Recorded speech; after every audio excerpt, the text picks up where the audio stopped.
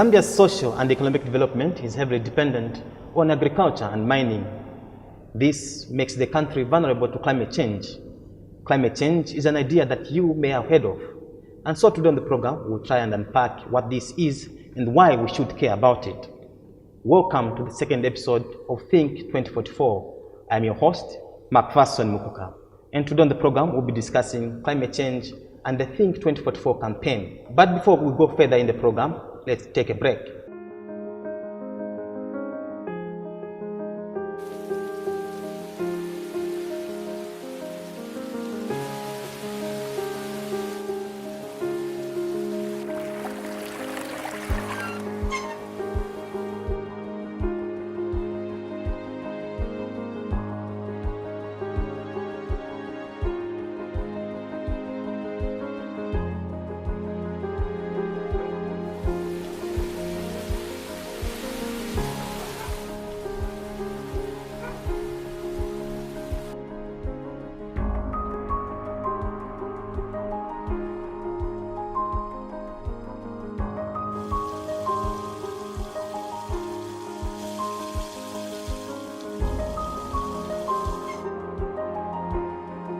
Climate change is real.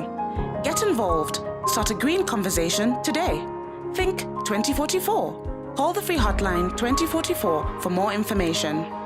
This advert is brought to you by the Pilot Program for Climate Resilience, PPCR, under the Ministry of National Development Planning with support from the World Bank Group and the Africa Development Bank. Welcome back. This is Think 2044, and today we are discussing climate change and the Think 2044 campaign. Joining me in studio is the National Coordinator for Pilot Program for Climate Resilience, Mrs. Chitembo Chunga. Mrs. Chunga, welcome to the program. Thank you, Mr. Mkuka. I'm also joined by Mr. Anderson Banda from Disaster Management and Mitigation Unit. He is Head Information Management Systems. Mr. Banda, welcome to the program. Thank you very much. Also joining me is Mr. Ephraim Shitima from the Ministry of Lands and Natural Resources. Mr. Shitima, welcome to the program. Thank you very much, Macpherson. It's a pleasure to be here. Thank you so much. Mrs. Chunga, please give us a brief overview of the pilot program for climate resilience in Zambia. Thank you, Mr. Mukuka. As you rightly put it, climate change is here to stay. And Zambia is responding to the climate change. And in responding to climate change, the government of the Republic of Zambia has a flagship project, which is the Pilot Program for Climate Resilience, and is responding to the issues that climate change is bringing about on the livelihoods of the Zambian people. And how are we responding using the Pilot Program for Climate Resilience? We are adapting, promoting adaptive measures and also mitigation interventions in the pilot project area where we're operating from. And this pilot project, and as earlier alluded to, is a flagship project. So we're in Western Province, Southern Province, Lusaka, and Central Province, basically the Kafue and the Barossa sub-basins. Thank you. Mr. Shitima, what role does your ministry play in relation to climate change? Thank you very much. Under the National Policy on Climate Change of 2016, there are various functions that have been assigned to different institutions. In the case of the Ministry of Lands and Natural Resources, we are responsible for the coordination of implementation of climate change programs. What that means is that we coordinate the implementation of what other various sectors are doing on climate change. But this needs to be distinguished very well, because I'm sure as we proceed, you learn that in the case of overall coordination, because we have coordination at two levels, overall coordination is by the Ministry of National Development Planning to link that into our national development process. But at the technical level, in terms of implementation, it's the Ministry of Lands and Natural Resources. Thank you. Mr. Banda, what are some of the disasters that Zambia has experienced as a result of climate change? Yes, I think in answering your question, it's very important to note that there is the issue of climate change, which is now acceptable that it is with us, and also issues of climate variability, which is the normal changes which happen in the climate. But what we are saying with climate change, to answer your question in relation to Zambia, the issues which we have been grappling with are the issues of flooding, issues of drought, and also issues relating to the changes in the temperature. And in the past 40 or so years or 4 decades, research has shown that the intensity and the frequency of these disasters has actually increased, especially in relation to floods. And you may see that in the past maybe decade, that's when we have had a number of flooding situations in the country increasing in terms of frequency and intensity. Mrs. Chunga, you did indicate that the PPCR program is being implemented in 2 provinces, that is Northwestern Province and part of Southern Province. I just want to find out, what is the response you're getting from the residents in these areas? The response has been very positive. We've been there since 2013, and we are seeing the response to be positive because people are now personally taking it up, asking questions on what is climate change, what do they need to change in their livelihoods, in the way they do things, in the way they do business, so that they respond to climate change, they mitigate against further worsening the environment, they also adapt to the changing environment. And then they are also asking us several times that what role can I play in order for me as a Zambian living in the pilot area, what role can I play for me to ensure I contribute to adapting to the changing environment or mitigate against that. So the response has been very positive, and this is both from the community members, the private sector, very minimal though, the traditional leadership, government, stakeholders, and civil society organizations, to mention but a few. 25,000 households is quite a huge number to target in this project. What is the progress so far?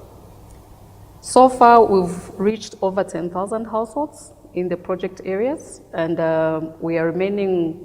Initially, we should have concluded by 2019 December, but because we're bringing on board a private sector component, which is just starting this year, later in September this year, so we've been asked to extend the implementation period to 2022.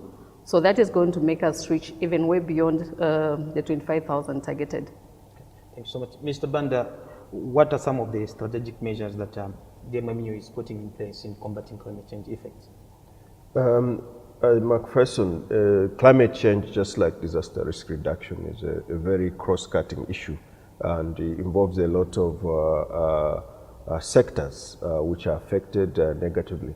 But for the disaster management regime in the country, the National Disaster Management Policy gives us a number of roles. And one of the roles is actually for us to make sure that vulnerability assessments are carried out, which inform actions in terms of adaptation. Also, we are talking about issues relating to early warning. We make sure that we put in place early warning mechanisms. And when we talk about early warning mechanisms, it's to make sure that the institutions which are responsible, especially for issues in relation to hydrometeorological disasters, put in place those early warning issues. In particular, DMMU has been carrying out, of course, from the government support, and also with support from projects like the pilot program for climate resilience, the PPCR, an initiative we're calling the community-based disaster risk management. And this is an area where we are making sure that issues of early warning are encouraged, and also issues of adaptation, both community-based adaptation and ecosystem-based adaptation, to make sure that people actually adapt to climate change. Mr. Shitima, are there any programs that the ministry is putting in place? We know there is the PPCR program by the Minister of National Development Planning. Is the Minister of Lands putting any programs in view of the fight against climate change? Yeah, thank you very much. Maybe I can take a government-wide approach. We've made efforts, I think starting from 2007, the first formal response to climate change by government, when we developed the National Adaptation Plan of Action, the NAPA. From that time in 2007, that plan identified the sectors that are most vulnerable to climate change. And these were listed as the water sector, the energy sector, the agricultural sector, the health sector, and the natural resources, meaning wildlife and forests. There were about 10 project profiles in that plan that were worked out for implementation. So far, we've had about 5 that have been implemented. These are in agriculture, for example, adaptation in agriculture, that has been in Southern Province, parts of Western and Lusaka. Then we've had a project in early warning, implemented by the Meteorological Department. At the moment, we have a program that is being implemented by the Forestry Department, which is promoting the regeneration of natural forests. So we've had a number of projects and programs that have been implemented to respond to climate change in various sectors. From the ministry's perspective, we may not be specifically implementing like I indicated. What we do largely is coordinating the implementation. So we would work on plans, develop with stakeholders, identify projects that need to be implemented, and then when support is sourced or mobilized either from internal and external sources, we coordinate the implementation of those projects. You are still watching Think 2044, and today we are discussing climate change and the Think 2044 campaign. Let's take a short break and get some information from our sponsors. We'll be right back. Trees cover 30% of our planet. They play a huge part in absorbing gases such as carbon dioxide, which is turned into oxygen. Thousands of trees are cut down every year for charcoal production, agricultural purposes. Dry, infertile land leading to crop failure, inflation and hunger. All this contributing to the climate change. Climate change is real. Plant a tree, save the earth. Get involved. Think 2044. Call the 3 hotline 2044 for more information. This advert is brought to you by the Ministry of National Development Planning, Pilot Program for Climate Resilience, PPCR, with support of the World Bank Group and the African Development Bank. You're still watching Think 2044, and today we are discussing climate change and the Think 2044 campaign. Mr. Shitima, before we went on a break, you did talk about the sectors that are affected by climate change. What are some of these sectors? Yeah, these sectors include the water sector, the agricultural sector, and they are interrelated. Then you have the health sector, you come to energy, natural resources, which includes forest and wildlife. Maybe just to talk a bit about this. For the water sector, some people actually refer to climate change as water change because that's the first thing that gets affected. It's either you have inadequate rainfall or precipitation, or you have too much of it. Either of those are not good for the sector.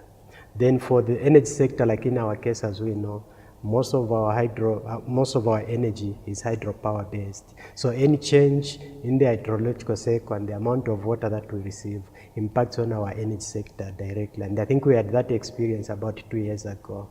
For natural resources like wildlife and forests, again, these thrive with a certain level of water that they require to grow. And for the animals, when they graze, in the first place, the pasture that they have to graze has to be supported by water, and then even them, they need to drink water and all that, so you find that that gets affected.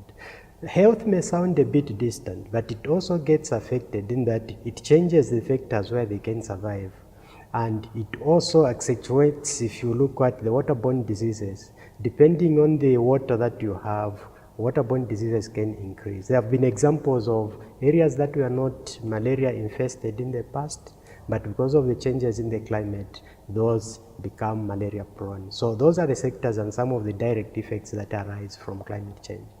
Over 1 million households in Zambia are hydropower dependent. And you have indicated that the water sector is one of the sectors that is affected by climate change.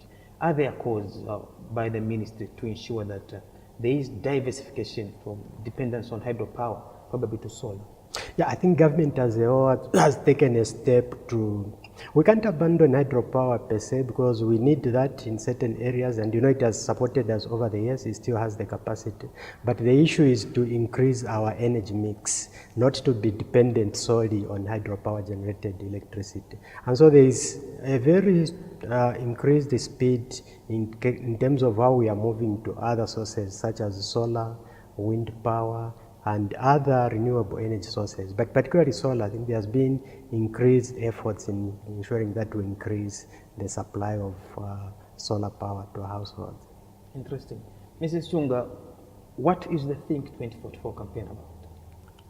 The Think 2044 campaign is a slogan which is trying to evoke the Zambian people to be very aware about the discussion of climate change. We want them to be discussing it in their homes, at the workplaces, wherever they are. They need to think about climate change, how it's affecting their future. So it's basically to remind every Zambian citizen about the need to be good stewards of our environment and of the world, because our environment, when we take care of our Zambian environment, we are contributing to taking care of the world environment. So we need to be responsible citizens, and then we need to remember and consider our future generations, so that since climate change has come to stay. So it's a slogan which we want to make Zambian people to start thinking about how are we doing our production, what consumption measures do we change, what do I eat, how do I produce how I eat, how do I do away with what I've eaten, all those things. So we want the discussion to be very broad, and we want the youth, the women, every person in Zambia to be discussing climate change, how they're contributing to it being negatively affecting our livelihoods, and how what role they can play to mitigate and adapt to it. This is something that we are talking about 26 years from now. What will happen in 2044? Well, some analysis was undertaken from the 1970s up to somewhere around 2010, looking at the changes in the climate, as earlier alluded to by Mr. Banda. So when we did the vulnerability assessment, 2044 stood out as a year in which, if we went ahead doing business as usual, the way we've been doing business, I don't care about the environment. In the year 2044, it's anticipated from that analysis that there will be flooding in northern Muchinga, Luapula, and Copperbelt provinces. Mr. Banda, we have heard of the effects that will come in 2044. Is DMMU putting any procedures or measures that will follow in order to combat these effects that we are expecting in 2044? The disaster management regime in the country, and again from the perspective of climate change, our role actually is to make sure that we have in place response and preparedness measures. And the aspect of climate change, like my colleagues have already alluded to, it affects all the sectors. And the key sectors we are looking at from the DMMU perspective as well is what we are calling the food, energy, and water nexus. There's a connection there between food, energy, and water nexus. And we are making sure that we put in place preparedness measures, we put in place response measures to those things. And in doing that, our role and our approach is to make sure that all the sectors, because disaster risk management, like I mentioned at the beginning, is a cross-cutting issue. Mr. Shitima, in view of the projections of Think 2044 and what will come, what will happen to Zambia's natural resources if we don't work towards fighting climate change? Yeah, thank you. Maybe before coming to that, if I may just add a point. If you remember in the media not too long ago, there were news items about Cape Town and the D-Day. So this is the importance of preparing for climate change, where either through modeling or assessments like Mrs. Chunga indicated, you anticipate what is going to befall upon the country or society so that you plan in how to respond. Thankfully for Cape Town, the water didn't completely run down as they anticipated because the conditions improved. We are fortunate we are talking of 2044, which is a bit far but not too far away. It gives us time to prepare. But in terms of natural resources or the environment, if we don't do anything, the immediate outcome is degradation of our natural resource base. Now, you know, our development, our socio-economic development depends on the utilization of natural resources. So once those are degraded, it means it affects our socio-economic development directly. What that means is that our goal to become a prosperous middle-income country by 2030 probably would be jeopardized. So it's something that requires quite urgent attention. Talking of the drying up of groundwater, in Chongwe, nearly every year when it gets to October, the Chongwe River dries up. What do we need to do to ensure that such does not occur in future? Exactly. I think it's not only Chongwe River, but other rivers in the country are drying up. But probably with Chongwe and other rivers and streams which are near urban areas, there are multiple factors contributing to that. Apart from just climate change, the socio-economic activities, if people are cultivating or clearing trees near the headwaters of a particular river, you know that it would be affected in terms of its flows. So rivers like Chunga and others have been affected, yes, of course, by climate change, but this is exacerbated by the human activities around them, particularly around the catchment areas. We need to be serious and ensure that the catchment areas, the sources of major rivers like the Zambezi, the Kafue and the Longwa are protected, because once those are undermined, it means that the flows in the rivers down their streams would be affected, and that's the typical case that is happening to Chunga. Mrs. Chunga, what is the strategic overview of the Think 2044 campaign? The strategic overview, as earlier alluded to, is to ensure that everyone starts talking. And when everyone starts talking, it means we're all going to be responsive to the climate change issues. Mr. Shitima has just alluded to the issue that if my livelihood is dependent on forests and I need to do charcoal, we need to start thinking that how else can I have my source of energy apart from cutting down trees? Yes, we need to cook, we need to be kept warm, but we need to find alternative ways of providing that warmth. So when everybody's talking, it's going to make policy change easier, it's going to inform decision makers make the correct decisions that are going to help us as a nation move on a climate resilient development pathway. Mr. Shitima, in your closing remarks, what should be the way forward?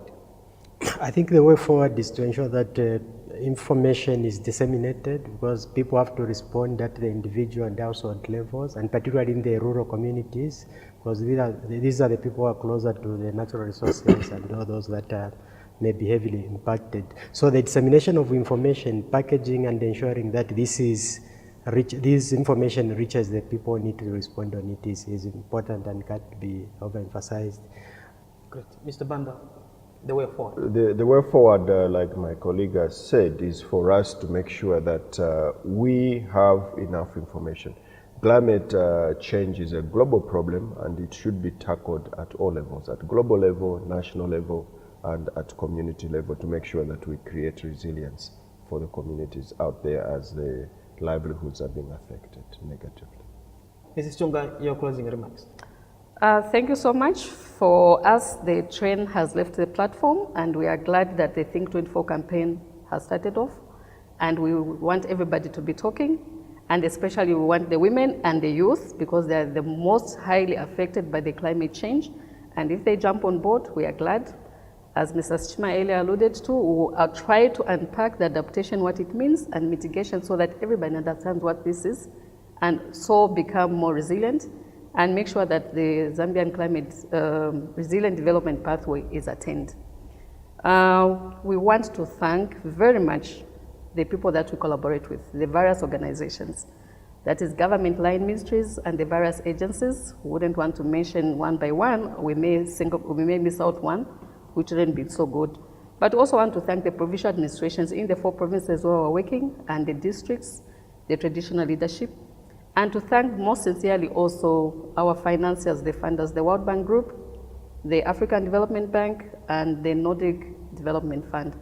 We thank them for partnering with the government of Zambia in this program and in this pilot project for climate resilience. Thank you. Thank you so much. You heard right, our dear viewer. Climate change is real, and the time to act is now, and Think 2044. This is where we come to the end of today's discussion. We've been looking at climate change and the Think 2044 campaign. I have been your host, Mark Fason Mkukand. In studio, I was not alone. I was joined by the National Coordinator for Pilot Program Climate Change Resilience, Mrs. Chitembo Chunga, and Mr. Anderson Banda from the Disaster Management and Mitigation Unit. Also was Mr. Ephraim Shitima from the Ministry of Lands and Natural Resources. Make sure you join us next time for yet another exciting Think 2044 edition. For now, it's goodbye and God bless you. Think 2044. Do you realize this world won't be the same always? Think 2044. We have to emphasize that we have to change our way by 2044. the temperatures will fall, and the flash floods will come, and our crops will start to drown. But we can save our time. We can save this place. We go home. Yes. We go home. Think 2044. We can think 2044. 2044.